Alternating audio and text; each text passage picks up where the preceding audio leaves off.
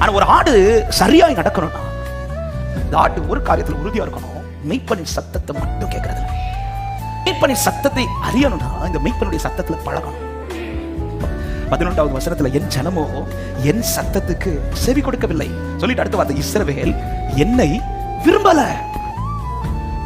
அந்த நாட்களிலே ஆகாபும் சரி எசபேலும் சரி தீர்க்கதரிசிகளை கொள்கிறது மாத்திரமல்ல எலியாவை தான் தேடிட்டு இருக்காங்க கொல்றதுக்கு. ஆனா அந்த காலத்தில் எலியா பயப்படவில்லை. எலியா சூரச்செடிக்கு கீழே போய் உட்கார்ல. ஐயோ எசபேல் எனக்கு விரோதம் எழுப்பிட்டு ஆகாப் என்ன கொல்றதுக்கு தேடுகிறான் என்று சொல்லி எலியா எந்த இடத்துல பயப்படல. அதுக்கு மாற உபதியாட்ட கூப்பிட்டு சொல்றாரு போய் ஆகாப்ட்டு சொல்லி எலியா வந்திருக்கிறேன் சொல்லுறாங்க. ஒரே காரியம் தான் 2 முறை வருகிறது. ஆனா முதல்ல நின்ன எலியாவுக்கு இப்ப நிக்க முடியல. ரீசன் என்னன்னா முதல்ல சொல்லப்பட்டிருக்கும் கர்த்தருடைய வார்த்தையின்படி நடந்து கொண்டே இருந்தான். 9வது அதிகாரத்தில் எசபேலின் சத்தம் கேட்டதும் எலியா உண்மையிலே அடுத்து எந்த சத்தத்தை கேட்க துடிச்சிருக்கணும் தெரியுமா? கர்த்தர் சத்தம் கேட்க.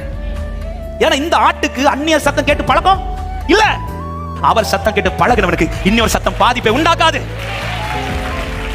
ஆமே, அவர் செய்வார்னு சொல்லி எனக்கு கேட்க வச்சுட்டு இன்னொரு சத்தம் வருது உலகத்தில் செய்ய மாட்டார்னு சொல்லும் போது அது என்ன பாதிக்காது. நான் பழகினதுல ஒரு சத்தம், அந்த சத்தத்தை குறித்து எனக்கு நம்பிக்கை. அவர் சொல்லிட்டார்னா அதை செய்யாம நிறைவேற்றாம முடிய மாட்டார். அவர் அனுப்பின வார்த்தை வெறுமையா திரும்பாத அவரிடத்தில். அவர் நம்மை நம்பும் போது அந்த நம்பிக்கைக்கு துரோகியா நாம இருக்கக்கூடாது. ஆண்டவரே எனக்கு உங்க சத்தம் மட்டும். உலகத்தில் அநேக சத்தங்கள் உங்க வாழ்க்கைக்கு விரோதமாக வரும், குடும்பத்துக்கு விரோதமாக வரும். உடனே அதை கேட்டுட்டு எலியாவை போல 19வது அதிகாரத்திலிருந்து எலியாவை போல கலங்காதீர்கள்.